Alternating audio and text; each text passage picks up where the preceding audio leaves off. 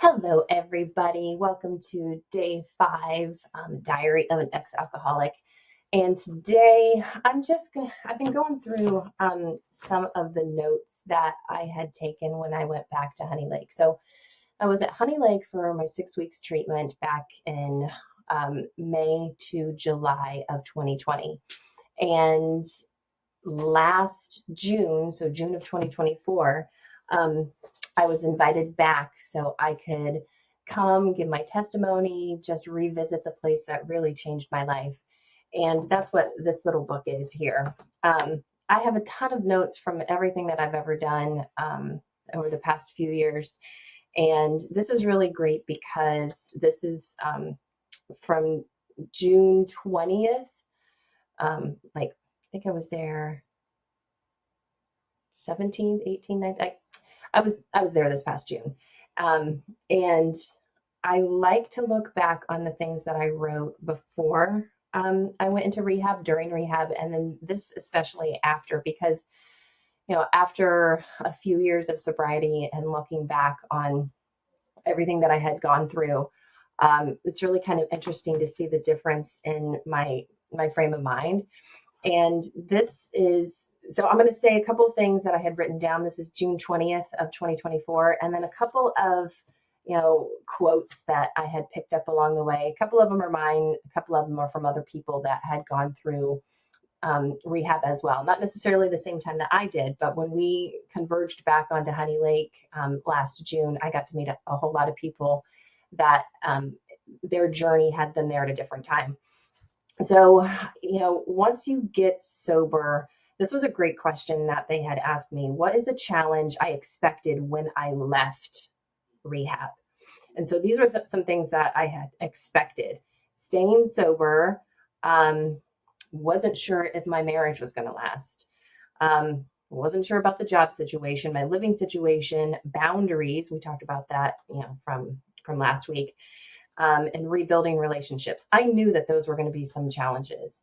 But then they asked a question, what blindsided me? Some things that I really wasn't anticipating that came out of left field. And that was relationships with a couple of people in my family. How I felt okay with rebuilding my life, whatever that looked like. Like I had no idea what was going to happen, but I felt comfortable and comforted. I felt secure in knowing that I was going to be okay, whatever that was going to be. That was strangely weird that I was comfortable with that. And that kind of blindsided me. Detachment from my previous life. So I had talked about this before. I had only known my life up to a certain way, up to rehab. And I didn't realize all the changes that I was going to have to make. And it was difficult. It was hard in the beginning. But getting sober was ultimately for myself and, for my family as well. And it kind of was easier said than done as far as detaching from the previous life and how I used to be. So what is one thing that I learned in rehab at Honey Lake that I can healthily employ in moving forward? And I put, be intentional about my plan. Things just, you don't wake up one day and everything's hunky-dory and whatnot. And I talked about this before in one of my previous days for my diary. Have a plan and a purpose moving forward. And I had to figure out what that plan was going to look like. And now it's kind of like, it's like a habit and a rhythm, right? But in the beginning, it was really difficult to try to figure out what my new life was going to look like. So a couple of different quotes. Maybe someone will find some good in this, something that they can apply to their own life. Let's see. Patience and consistency is the key. It's like a duh as far as I'm concerned. We have many opportunities cleverly disguised as impossible situations. Let that sink in. The crisis will reveal if we've been practicing. So I kind of think about, like a SWAT team. They practice certain potential scenarios that might happen. So when the real crisis comes, then they know how to proceed, right? So the crisis will reveal if we've been practicing. Practice your sobriety. I love this one. When you fell apart is where you began. Love that one. God may not change the situation, but he's changing me. Love that. And I'll leave it with this one. This was from a lady that I had met at Honey Lake during the when we came back this past June. And I just loved this so much that I wrote it down. Understand that it's not always necessary to understand. I love that. Understand that it's not always necessary to understand.